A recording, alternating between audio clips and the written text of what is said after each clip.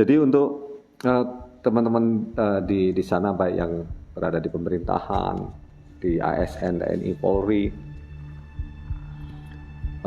ya saya harapkan kembali membaca kitab-kitabnya Bung Karno, terutama Indonesia Menggugat, agar bisa membaca keadaan saat ini itu lebih jelas itu loh, lebih terang. Iki kok suasananya podo kayak zaman pas Hindia Belanda iki ya nih. Ora oleh lu ngomongi anu to. Terus usaha-usaha dibatasi, peraturan sak karep-karepe gubernur jenderale gitu loh.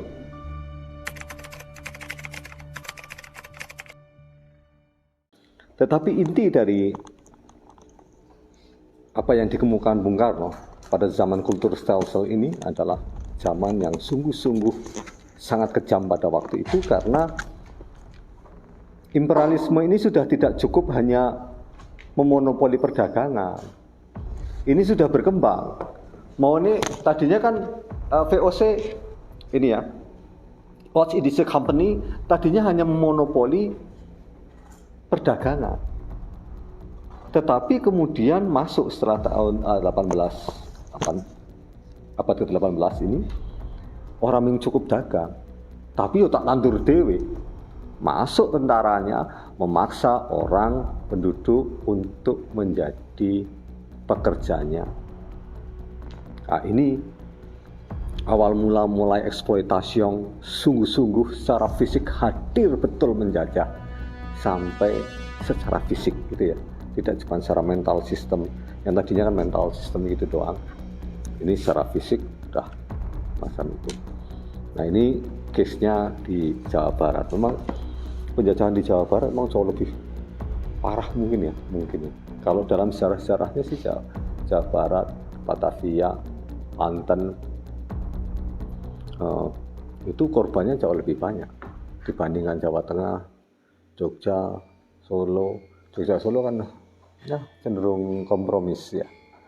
Bahkan ada sebagian yang bilang komprador. Jadi dampaknya nggak terlalu ini bagi penjajah pada penjajahan, tetapi tidak dengan daerah Jawa Barat. Nggak tahu kalau Jawa Timur.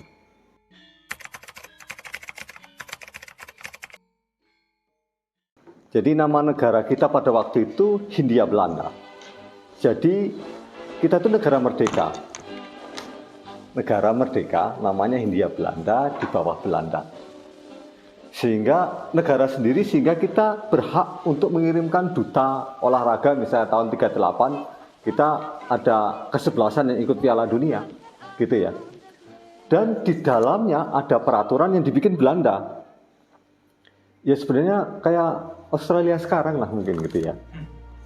Jadi negara dalam tanda petik negara merdeka Australia, tetapi kepala negaranya adalah Ratu Inggris kan gitu ya, seperti Kanada, persemakmuran yang lain. Nah, Indonesia pada waktu itu semacam itu, tetapi ada gubernur jenderal yang langsung oleh orang Barat itu, tetapi KTP mereka ya Hindia Belanda. Kayak negara dewe merdeka dalam tanda petik tadi itu ya. Nah, sehingga tidak ada perbudakan. Nah, ngerti ini wong ning Londo kono, ya sini baik-baik saja.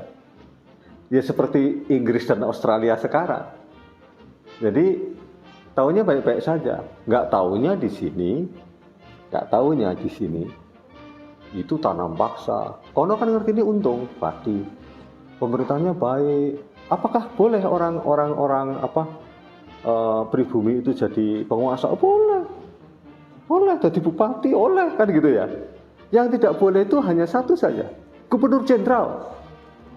Kan ngono. Jadi negara dewi. Nah ternyata ini keadaannya. Nanti mang pada kayak podo karo saiki.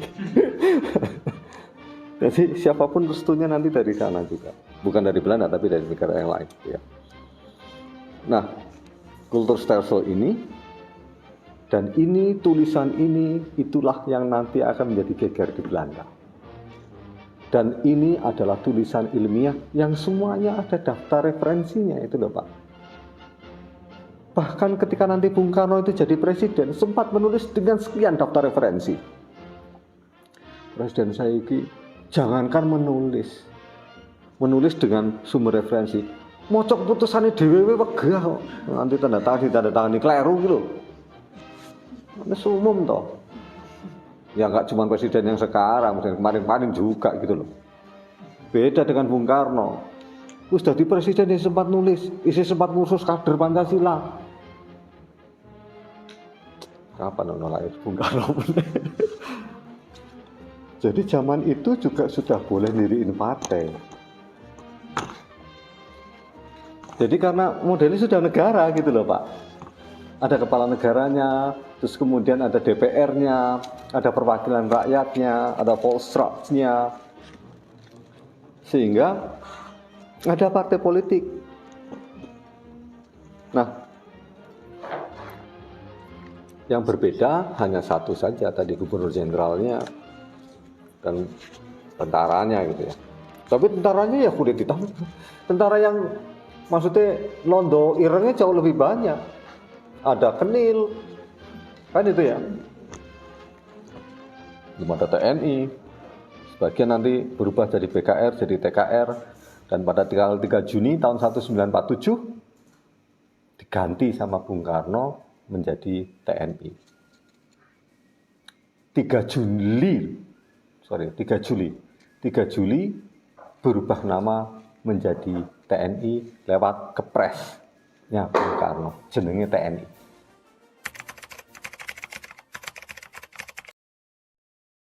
Pada waktu itu jangan digambarkan nek sing jenenge penjajahan ki yo tidak ada sistem pemerintahan, yo ada ya seperti sekarang ini gitu deh.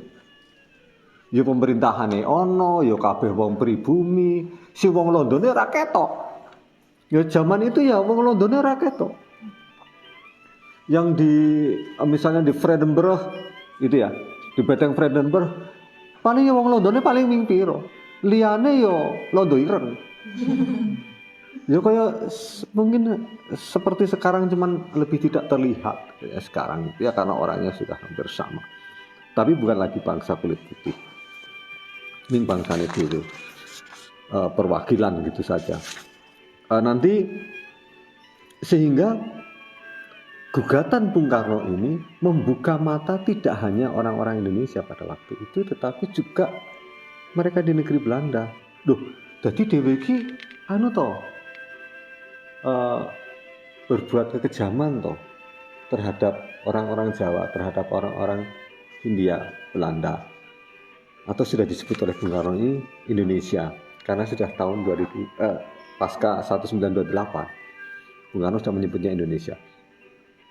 Sebutan yang masih dilarang sebetulnya, mereka masih menyebutnya Hindia Belanda.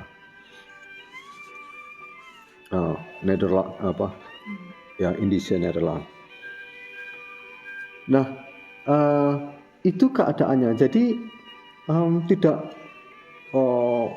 mereka kaget begitu ada kekejaman yang terjadi di sini. Dan yang disitir oleh Bung Karno tidak terbantahkan. Nanti di akhir ini boleh lu hitung semua. Buku ini disusun atas lebih dari 300 buku yang Bung Karno baca. Dan itu intelektual Belanda sendiri tidak pernah menghasilkan sebuah karya, bahkan tesis pada waktu itu dengan referensi lebih dari 300 buku.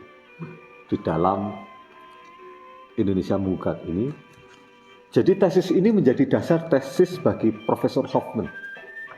Profesor yang tesisnya tentang Indonesia Menggugat. Menelusur setiap kata-katanya Bung Karno ini, kemudian kan ada di refer dari mana, dicari bukunya, ada betul.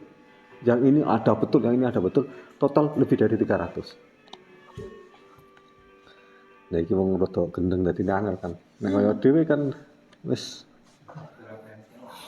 ngopi ae dap, ngopi Bu. Ngobrol, ngopi. Bung Karno iya, ngobrol, tapi dia selalu berkarya. Nah, itu yang mungkin harus kita tiru sebagian.